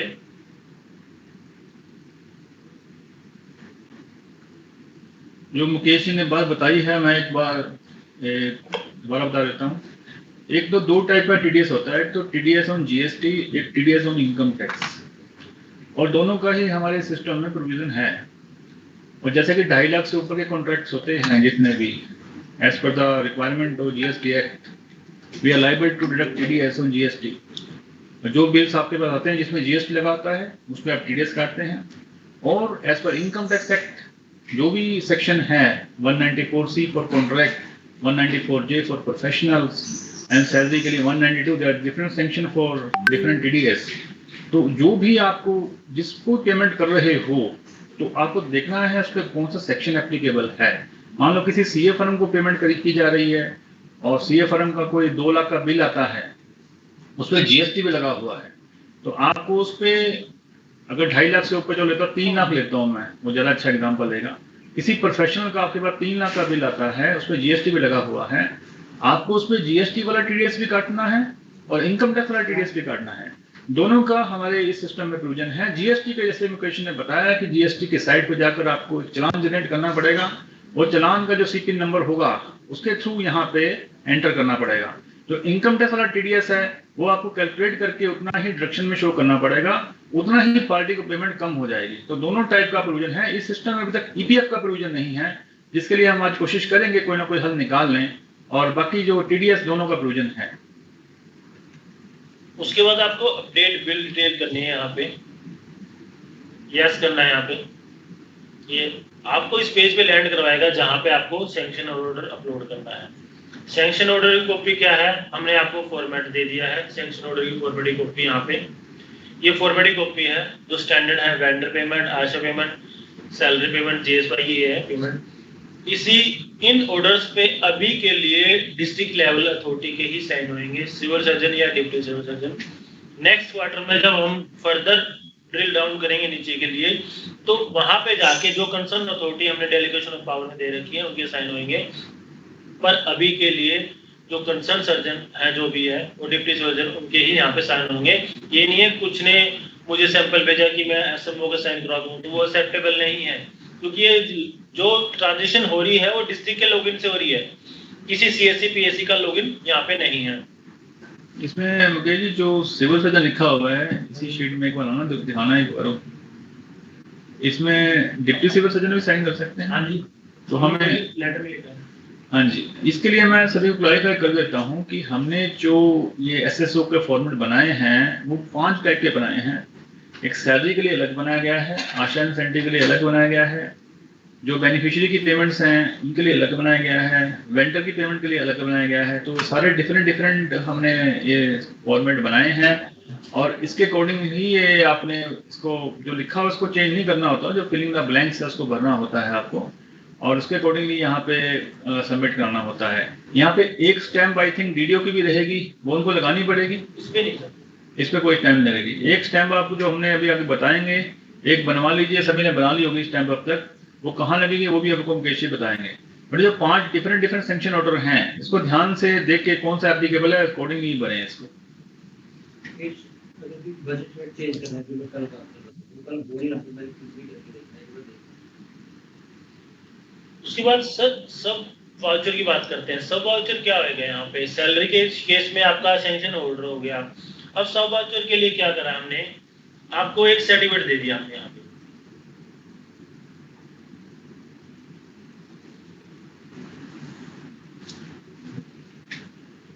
ये वाला, ये सर्टिफिकेट दिया है आपने नेक्सर के नाम से।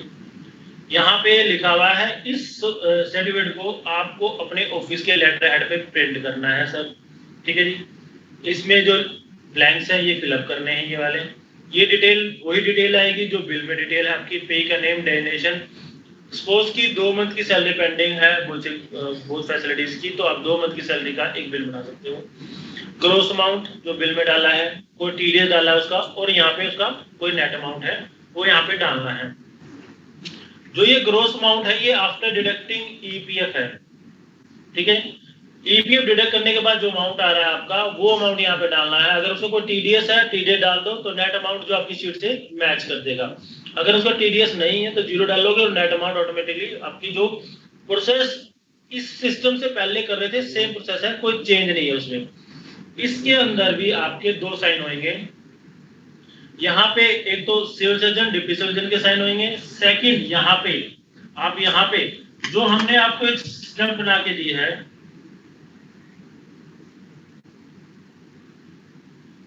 ये वाली, ये स्टैंप ऐसे के ऐसे बनेगी और वहां पे अफिक्स हो जाएगी वहीं पे जाके, ठीक है। इसमें कोई ये स्टैंप अफिक्स हो जाएगी, इसमें कोई साइन नहीं करने। उस सर्टिफिकेट के ऊपर आपका डिप्टी या सिविल सर्जन जो भी साइन करना चाहता है वो यहाँ पे साइन कर लेगा अपने, और ये यहाँ पे हेड ऑफिस पे आएगी, और यहाँ पे जो सेंट्रल डीडीओ है वो इसको साइन करेंगे। वो वाला बता दो कुछ टाइम के बाद। हाँ, एक पॉइंट मैं इसमें ऐड कर देता हूँ, थोड़ा सा ऊपर आना एक बार। मैं एक एग्जाम्पल के थ्रू बताना चाहता हूँ। वैसे तो इस पर सरकार ने 12 लाख रुपए तक काफी छूट दे दी है। 12,75,000 TDS नहीं है, मुझे लग नहीं रहा कोई कॉन्ट्रेक्चुअल एम्प्लॉय की सैलरी इतनी होगी 12,75,000 तक। और TDS बहुत रेयर केसेस में किसी पे लगेगा एम्प्लॉय स्टाफ में, और TDS की एप्लीकेबिलिटी कम रहेगी। फिर भी आपने एज पर रूल चलना है। मैं एग्जांपल दे रहा हूँ आपको। मान लीजिए किसी की सैलरी 50,000 है, थोड़ी देर के लिए 50,000 पर मंथ है। उसके भी दो पार्ट होते हैं, एक NHM होता है, एक वो होता है। ये सिस्टम सिर्फ NHM पोर्शन के लिए बनाया गया है, स्टेट के लिए नहीं। स्टेट का तो वैसे चलेगा जैसे पहले था। तो मैं अज्यूम कर रहा हूँ उसकी सैलरी 20,000 रुपया NHM से जाती है और 30,000 रुपया स्टेट बजट से जाती है। चलो स्टेट बजट का सिस्टम तो वही है जैसे पहले था। अब 20,000 बच गया NHM से, जो स्पर्श से चलेगा। उसके अकॉर्डिंगली आपने उसका EPF भी डिडक्ट किया। फॉर एग्जाम्पल आपने लगभग 15,000 पे लगभग 1,800 रुपये, कितना 1,800 रुपये है, 1,800 रुपये आपने 20,000 में से काट लिया, तो उसका हिस्सा बन गया लगभग 18,000 रुपया 200। 20,000 की सैलरी थी, सैलरी ग्रोस, 1,800 रुपये आपने काट लिया, तो उसको पेई को देना बनता है 18,200 रुपया। तो जो मुकेश जी कहना चाहते हैं ग्रोस अमाउंट में 18,200 लिखें, इसमें 20,000 मत लिखें, क्योंकि 1,800 रुपया जो है वो तो हमारा होल्डिंग अकाउंट से जमा होना है। उसका अभी आज हम शाम तक कल तक बताएंगे आपको कैसे करना है। 1,800 के अलावा जो एम्प्लॉयर का कंट्रीब्यूशन है वो भी 1,800 ही होता है। कुछ एडमिनिस्ट्रेटिव चार्जेस भी रहते हैं, चलो वो कुल मिला के EPF विभाग में जमा होता है। वो सिस्टम हम आपको बहुत जल्दी कम्युनिकेट कर देंगे। लेकिन अभी हमारा टारगेट ये है कि हमारे 15,000 एम्प्लॉई जिनको अभी तक सैलरी नहीं मिली 2 मंथ की, उसको कम से कम सैलरी तो मिले। तो यहाँ देखने में ग्रोस है, लेकिन अंदर से फील ये रखें कि ग्रोस नहीं है बल्कि नेट है, आफ्टर डिडक्शन ऑफ EPF है, बट TDS नहीं है इसमें। TDS मान लो एग्जाम का सिर्फ TDS एप्लीकेबल नहीं है। अगर TDS भी होता, मान लो 1,000 रुपये TDS काटना है किसी का, तो 18,200 में यहाँ पे 18,200 ही आएगा। 18,200 में TDS में 1,000 आएगा और नेट अमाउंट 17,200 आएगा। ऐसी है जी। तो ऐसे केसेस में किसी का TDS बनेगा तो वो ग्रोस में ऐड होगा, ग्रोस में इंक्लूडिंग TDS होगा, बट एक्सक्लूडिंग EPF होगा। ये बात थोड़ा सा ध्यान इसलिए रखें क्योंकि देखने से ग्रोस लग रहा है, कहीं हम गलत बिल ना बना दें और गलत EPF भी पेई के खाते में चला जाएगा। नहीं तो EPF भी पेई के अकाउंट में चला जाएगा, बहुत बड़ी मिस्टेक हो जाएगी और फिर बाद में हम रिकवरी करते रह जाएंगे, कुछ करते रह जाएंगे। इसलिए बहुत इंपॉर्टेंट पॉइंट है ये। तो जैसे कि सैलरी का था कंफर्म कर दिया। सब वाउचर वेंडर केस में उनके बिल्स होंगे, उसके ऊपर आपने पेड एंड कैंसिल डालना है, सैंक्शन और पास स्टंप लगानी है। जो पुराने आपके साइनिंग अथॉरिटी थे जो इसको बिल को सैंक्शन और पास करते हैं उनकी साइन करवाने हैं, उसके ऊपर भी आपको ये स्टंप लगानी है, ये वाली जो ड्राइंग अथॉरिटी वाली, ये वाली।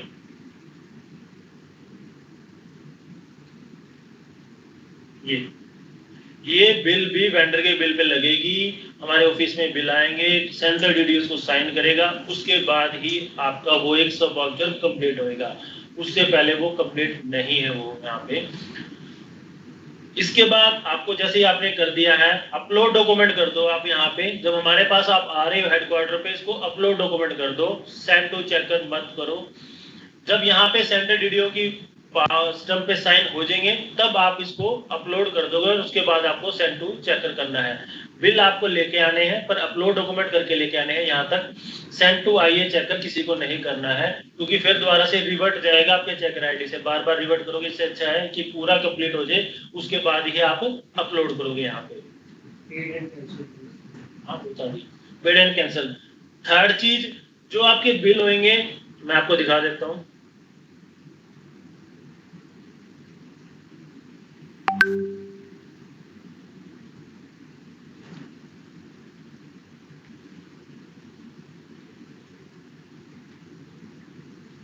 जैसे कि अभी बात हुई थी टीडीएस, जो नॉर्मल टीडीएस जीएसटी नहीं है। जैसे ही आप जाओगे रिपोर्ट में, रिपोर्ट के अंदर जाओगे बिल रिपोर्ट, ठीक है, यहाँ पे जाओगे, आप जाने के बाद आप क्या करोगे, एसएनए बिल सिलेक्ट करोगे, आपका बिल सिलेक्ट करोगे, ये वाला बिल ये सिलेक्ट करोगे और वी रिपोर्ट करोगे। वी रिपोर्ट करने के बाद जैसे करोगे ये ऑटोमेटिकली डाउनलोड हो जाता है। इसके नीचे स्क्रॉल करोगे, यहाँ पे ये नीचे यहाँ पे जो टीडीएस का जो चालान है वो यहाँ पे शो कर रहा है आपको। ये चालान भी आपको प्रिंट करना है, इस पे जो सेंट्रल डीडीओ की स्टैंप लगानी है यहाँ पे, ठीक है। जो सेंट्रल डीडीओ है वो इसको साइन करेगा। जब ये साइन कर देगा तो ऑटोमेटिकली ट्रेजरी वाले बुक ट्रांसफर के थ्रू अमाउंट को टीडीएस के हेड में जमा कर देंगे। ये टीडीएस की जो रिटर्न का डाटा आपको प्रॉपर उसी वे में प्रिपेयर करके रखना है जैसे आप एक सीईओ को रिटर्न फाइल कर लिए दे रहे थे, क्योंकि अब सारी रिस्पॉन्सिबिलिटी आपके टीडीएस की हेडक्वार्टर की होगी है, क्योंकि जो टैन नंबर है वो हेडक्वार्टर का है, तो हेडक्वार्टर के थ्रू ही टीडीएस की रिटर्न फाइल करी जाएगी।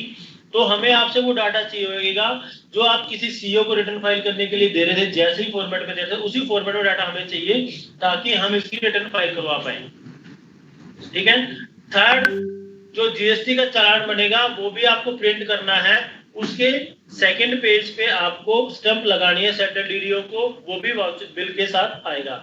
ये सारे जो वाउचर है, एक ये वाला बिल स्पर्श का बिल है जो, ठीक है जी, सेकंड सैंक्शन ऑर्डर, थर्ड सब वाउचर, फोर्थ टीडीएस का चालान, फिफ्थ जीएसटी का चालान, इन सभी को आपने स्टेपलर नहीं करना है, इन सभी को टैग करके लेके आना है। और इनके 2 सेट आएंगे आपके यहाँ पे, 2 सेट हमारे पास आएंगे टैग होके, डीडीओ साइन कर देगा, एक सेट हमारे पास रहेगा और एक सेट हम ट्रेजरी में डिपॉजिट कर देंगे। यहाँ पे ये है प्रोसीजर कंप्लीट, इसको बिल्कुल क्लियर करने का। थर्ड, मैं 1 मिनट के लिए थोड़ा सा इसमें इंटरप्ट करूंगा। ये जो बताया है मुकेश जी ने, मैं थोड़ा इसमें और ऐड करना चाहता हूँ। देखो, जो अभी तक आप इनकम टैक्स वाला टीडीएस काटते थे या जो जीएसटी वाला टीडीएस काटते थे, आप अपने ही लेवल पे जमा करवाते थे। अभी तक ऐसे ही हो रहा था, आपकी एसएनए से पेमेंट, स्पर्श से एसएनए से पेमेंट होती थी। अब ये जो चालान जनरेट होंगे, पेमेंट तो सेंट्रलाइज होगी, यहाँ से हेडक्वार्टर से होगी, बट ये जो चालान जनरेट होंगे इनकम टैक्स का भी और जीएसटी वाला भी, ये हमारी जो साइबर ट्रेजरी है वहीं से बुक एडजस्टमेंट होगी और उसी लेवल पे ही वो सरकार के खाते में जाएगा। आपने अपने बेनिफिशियरी पेई को तो नेट पेमेंट ही करनी है, लेकिन जब तक ये चालान प्रॉपर नहीं देंगे हमें, जैसे कि मुकेश ने बताया कि रिटर्नें भी यहाँ से जाएंगी, तो सारा डाटा जैसे आप पहले किसी सीए फर्म के थ्रू करवाते थे वो सारा यहाँ पे वैसे ही आएगा, तभी हम लोग उसको आगे रिटर्न भी फाइल कर पाएंगे, क्योंकि रिटर्न भी फाइल करनी होगी हमें। दूसरी बात, एक बात मैं और इसमें ऐड ऑन करना चाहता हूँ कि जो एक बार मुकेश जी वो दिखाना, जो सब वॉचर्स सब बिल थे ना, वो दिखा रहे थे जो अपलोड करने थे, अपलोड वाला, ये अपलोड वाला जो नीचे सबसे लास्ट में दिखा रहे हैं अपलोड सब वाउचर। देखिए, आपके पास जो भी पेमेंट्स आती हैं, कुछ तो वेंडर के बिल आते हैं। वेंडर में मान लो किसी ने इन्वर्टर परचेज किया, तो किसी कंपनी से एलजी के शोरूम से खरीदा इन्वर्टर, उसका बिल होगा आपके पास, वो तो बिल होगा। एक जो एसएनए से बिल जनरेट होगा, एसएनए स्पर्श बिल, वो एक ऑनलाइन बिल है, दोनों बिल अलग अलग हैं। एक तो वेंडर का बिल हो गया, एक एसएनए स्पर्श बिल। एसएनए स्पर्श बिल हमारा सिस्टम जनरेट करेगा, वेंडर बिल आपको वेंडर देगा। तो वो एक तो वो चीज हो गया। और उसके लिए आपने अगर किसी का टेंडर किया है या कोई कंपैरेटिव बनाया, कोटेशन लिया है, उसको आपको यहाँ पे लाने की जरूरत नहीं है, हमें सिर्फ वेंडर के बिल से मतलब है। आपने अपनी फाइल कैसे अप्रूव कराई, कई लोग कोटेशन भी ले आएंगे, वो अननेसेसरी डॉक्यूमेंट अपलोड ना करें, वो आपके ऑडिट के टाइम पूछे जाएंगे। जब एजी ऑडिट होगा, क्योंकि अब ट्रेजरी से सारा रूट होना है, इसका एजी ऑडिट भी होना है डिटेल में, तो जब कोई एजी की टीम आएगी, वो आपसे पूछेगी कि आपने जो वेंडर का बिल दिया था वो वेंडर कैसे सिलेक्ट किया गया, तो तब आपने वो अपने पत्ते खोलने हैं जो रखे हुए हैं। बट यहाँ पे अननेसेसरी आपने जो अपलोड करेंगे या बेकार के कागज अपलोड करते रहेंगे या यहाँ पे लाते रहेंगे, अननेसेसरी ना करें। जो रेलिवेंट चीजें हैं वही लाएं। सब वोचर में वेंडर का तो बड़ा आसान है, क्योंकि सैलरी केस में, आशा के इंसेंटिव केस में कोई वेंडर बिल नहीं होता है। तो जैसे कि मुकेश ने बताया, एक सर्टिफिकेट का फॉर्मेट बनाया गया है, just like a bill, vendor bill की तरह वो भी है। तो ऐसी कोई भी पेमेंट हो रही है जहां पे हमें वेंडर से कोई बिल नहीं मिल रहा, इंटरनल मामला है या सैलरी का मामला है, तो कोई ना कोई डॉक्यूमेंट्री एविडेंस तो चाहिए हमें।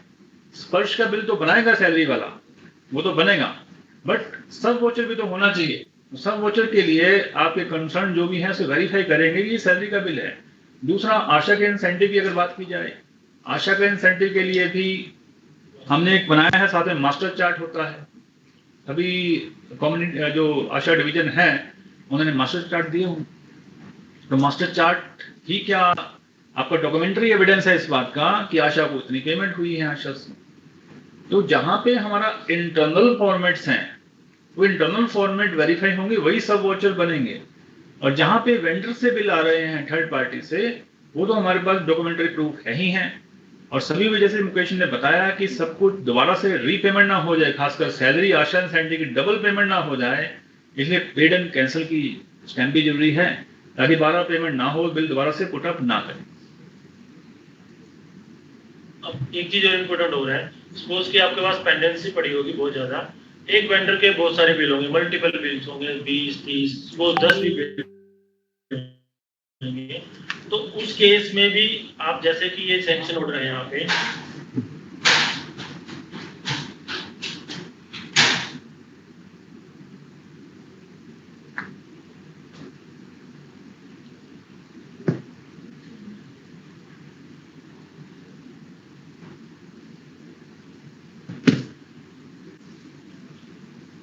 ये वाला, जैसे कि पेई कोड हो जाएगा उसका और वेंडर का नेम हो जाएगा, ठीक है, बिल नंबर हो जाएगा। अगर 10 बिल है तो आपको क्या करना है, इसका एक एनेक्सर बनाना है।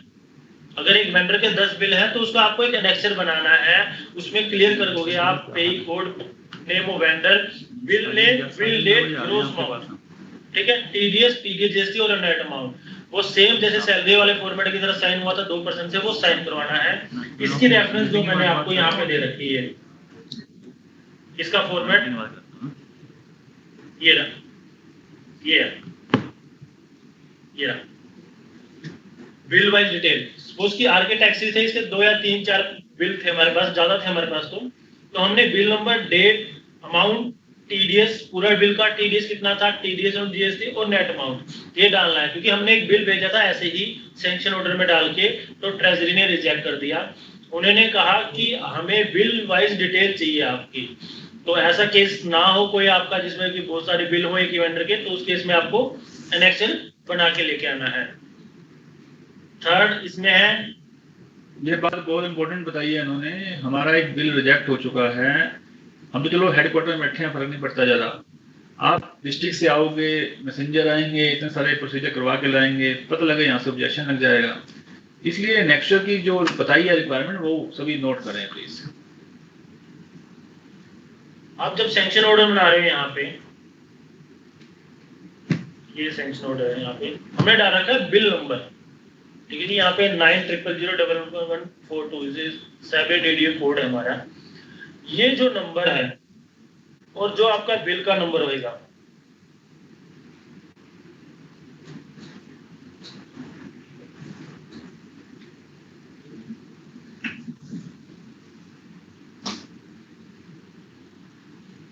ये वाला बिल, ये आगे का यहाँ पे कॉपी पेस्ट करना है आपको, यहाँ से यहाँ तक, ठीक है जी। इस सैंक्शन ऑर्डर में यहाँ पे ये कॉमन है, उसके बाद रनिंग सीक्वेंस में चलता रहेगा। अगर अभी 25-26 है तो उसके बाद देखो 25-26 के बाद लिखा हुआ है उसने 0123, ये आपका बिल नंबर है। तो आपको ये इसमें मेंशन करके लेके आना है, अदरवाइज आपको बाय हाथ से लिखना था, इसलिए मैंने ऑटोमेटिक फॉर्मेट दे रखा है। जिसमें आपको मैनुअल टाइप करना है, ताकि अपलोड करें उनको भी इजी रहे कि हाँ भी ये bill number 123 number bill number है, इसका सैंक्शन ऑर्डर 123 है, तो उसको भी ज़्यादा ट्रेजरी वाले को ज़्यादा अपना दिमाग या ज़्यादा टाइम वेस्टेज ना करना पड़े और हमारे बिल भी इजीली यहाँ पे निकल जाए। हाँ जी, ये जो मुकेश ने बताया है, हमने जो प्री प्रिंट कर दिया है 90001142 फिगर, क्योंकि हर बिल में कॉमन रहेगी, हमने कहा चलो कौन बार बार लिखेगा, एक बार हमने कर दिया, लेकिन जो बिल में आपका नंबर आएगा वो हर बार यूनिक रहेगा, वहां से आपको कॉपी पेस्ट करना होगा इसमें, तभी आपका सैंक्शन ऑर्डर कंप्लीट होगा। That's it for our site. और हमने अभी 11:30 बजे साइबर ट्रेजरी की मीटिंग में जाना है। किसी का कोई डाउट रहेगा आप प्लीज मैसेज के थ्रू दे दें, कोई भी होगा तो हम एक बार साइबर ट्रेजरी से मिलने के बाद एक बार फिर से कोशिश करेंगे जुड़ने की, क्योंकि आप लोगों को काम भी करना है, इसलिए हम चाह रहे हैं कि एक बार आपको बेसिक बता दिया हमने, बट टाइम टू टाइम हमारी पूरी टीम आपके साथ है और हम कोशिश करेंगे सारी पेमेंटें हम जून तक क्लियर करेंगे। तो थैंक यू वेरी मच, आप मीटिंग में जल्दी के बाद जल्दी मिलेंगे। Sir hello. हाँ जी बता दीजिए, सर। क्योंकि थोड़ा सा जल्दी है, कोई बहुत अर्जेंट है तो बता दीजिए। सर एक बार पेड एंड कैंसिल का और बता दीजिए। सैलरी वाले हाँ मुकेश जी जरा बता दो इनको एक बार।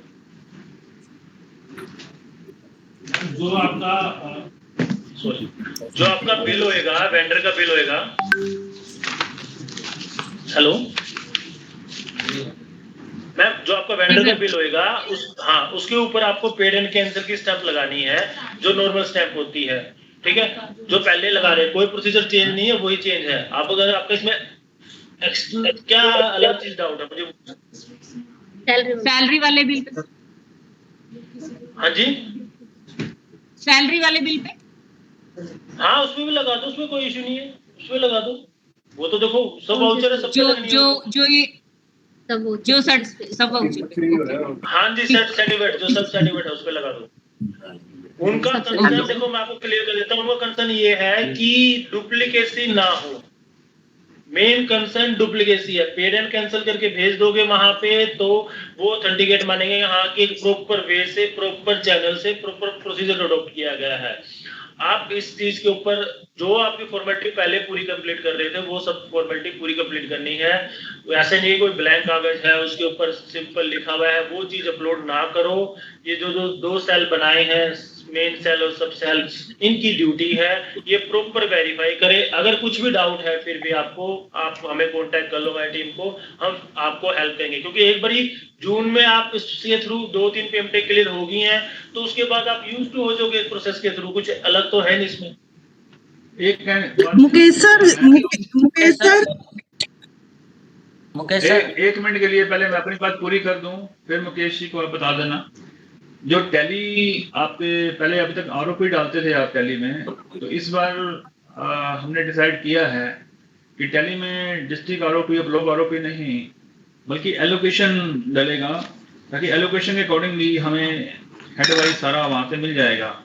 कितना बजट आपने एलोकेट किया है सब एडवाइस वो तो मैंने जैसे बताया है आज, वैसे ही टैली सॉफ्टवेयर में इंस्टेड ऑफ आरओपी वो एलोकेशन आ जाए तो उससे मॉनिटरिंग थोड़ी सी हमारी और बेटर हो जाएगी। नंबर 2, जो आपने विजिट करनी है यहाँ पे, जो हमने जून में प्रोग्राम बनाया है सभी को मिल गया होगा, वहाँ पे हमारा जो वर्टिकल डिसीज कंट्रोल प्रोग्राम है, एनसीडी है, आयुष हैं, वो यहाँ से जो कंसर्न हमारे हेडक्वार्टर से हैं वो उनसे कोऑर्डिनेट करके सारे बिल एक बार चेक करवाएंगे, उसके बाद ही ट्रेजरी में जाएंगे और जो आरसीएच, एचएसएस, एनयूएचएम और आईडीडी के बिल्स हैं वो एमडी ऑफिस में एक बार आना पड़ेगा।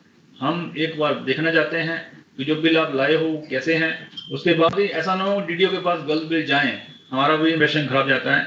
तो एक बार हम देखना चाहेंगे, उसके बाद ही फिर वो बिल हमारे, इसलिए डैम को भी हमने बुलाया है जून में, स्टार्टिंग में डैम भी कोऑर्डिनेट करें, उसके बाद हम कोशिश करेंगे कि डैम की रिक्वायरमेंट ना पड़े, बट स्टार्टिंग में आना पड़ेगा। Thank you. हेलो का कैसे रहेगा सर, टेलीफोन बिल की पेमेंट का कैसे रहेगा? Hello Mukesh sir. Hello telephone bill payment कैसे रहेगा ड्यू डेट पे? सर कितने अमाउंट की पेमेंट होती है? सर 2600 रुपये समथिंग। तो किसका है ये? सरकारी टेलीफोन बिल है, जियो का है? जी क्या जी चीज़ जी है? जी हमारे ऑफिस का है, हमारे नोडल ऑफिसर का। हाँ हाँ, बीएसएनएल के ऑफिस है या जियो वालों का नंबर है ये, या सर एयरटेल का, जो भी सर प्राइवेट कंपनी है? बीएसएनएल का है सर तो हमारा। उनसे अकाउंट नंबर ले लो आप। अच्छा सर, अकाउंट नंबर के थ्रू? हाँ जी, अकाउंट नंबर के थ्रू। अगर किसी का वर्चुअल अकाउंट नंबर वो है, वर्चुअल अकाउंट नंबर उनका, उस केस में आप पेड बाय में कर सकते हो। सैंक्शन ऑर्डर में आपको उस पर्सन का नाम लिखना पड़ेगा, बिल नंबर लिखना पड़ेगा, अमाउंट लिखना पड़ेगा, और नेट अमाउंट जो भी लिखोगे वो पेमेंट हो जाएगी उसको। पर ये ठीक है प्रैक्टिस सर। ये अडॉप्ट मत कर लेना सभी कि हमने ठीक है। बोल दिया है तो हर एक इसमें आपकी फर्स्ट प्रायोरिटी वेंडर को पेमेंट करने की रहेगी, पेड बाय में ठीक की है कोई सर। प्रायोरिटी नहीं रहेगी। ठीक है मुकेश सर, सर, मतलब मुकेश सर, तो सैंक्शन लेटर है, इस पे सिविल सर्जन लिखा हुआ है, वहाँ डिप्टी सिविल सर्जन के साइन करवा सकते हैं क्या? हाँ जी सर, आपको दो अथॉरिटी दे रखी है हमने, डिप्टी सिविल सर्जन या सिविल सर्जन, जो भी करो आप करा सकते हो। Okay sir. Okay sir. Sir यहाँ पे डिप्टी सिविल सर्जन हाँ भी जी। लिखना है क्या? हेलो और यहाँ पे सिविल सर्जन लिखा सर, हुआ जो है, हम उनके आरटीएस के बिल आते हैं, जो रिपेयर के, जो पिंचर के आते हैं, तो वो कहते हैं हमने उसी टाइम पे पिंचर लगवाया है, तो वो कैश मेमो होता है, वो अपलोड कर सकते हैं?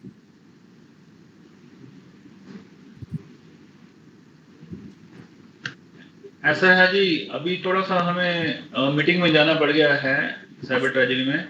आप अपने सारे जितने भी हैं, जैसे कि अभी बताया था, डैम के थ्रू सारा एक लिस्ट बनाएं जो जो आपके क्वेश्चंस हैं, तो उसको हमें हमारे ग्रुप में शेयर करें एफएनजेबी वाले में डिस्ट्रिक्ट वाइज। तो उसको हम फिर देखते हैं, डिस्कस करें कैसे सोल्व कर सकते हैं। आप सारे अपने पॉइंट्स सभी जितने सीएससी पीएससी से लेकर के एक डिस्ट्रिक्ट वाइज 22 पेपर हमारे पास आ जाएं, तो उसको हम नेक्स्ट मीटिंग में रिजॉल्व करेंगे। सर एक सैलरी से रिलेटेड एक्चुअली हाँ जी। हमारे यहाँ पे कुछ एम्प्लॉय ना सरकारी हेडक्वार्टर में रह रहे हैं, तो उनसे हम 5% हम सैलरी का काटते हैं हर महीने, तो उसका कैसे हेलो करना है? हेलो चलिए, हेलो। जो भी सर आपके इश्यू हैं आप अपने नोट कर लीजिए डैम के थ्रू, वो आप एक बार हमें ग्रुप में भेज दीजिए डिस्ट्रिक्ट वाइज, हम बहुत जल्दी मीटिंग करके इसको सोल्व कराएंगे। Hello hello sir. हाँ जी जी, बताइए हेलो। क्या कह रहे हैं? सर तुली बोल रहा हूँ यमुनानगर से। हाँ जी हाँ जी, बोलिए बोलिए तुली जी, बोलिए। हाँ जी तुली जी, बोलिए क्या कहना चाहते हैं? चलिए, अभी हमने मीटिंग में जाना है, हमें 11:30 मीटिंग है, तो प्लीज डैम के थ्रू सारे पॉइंट लिखकर हमें ग्रुप में भेजें, हम बहुत जल्दी मीटिंग करके उसका सोल्यूशन करवाएंगे। Thank you ji.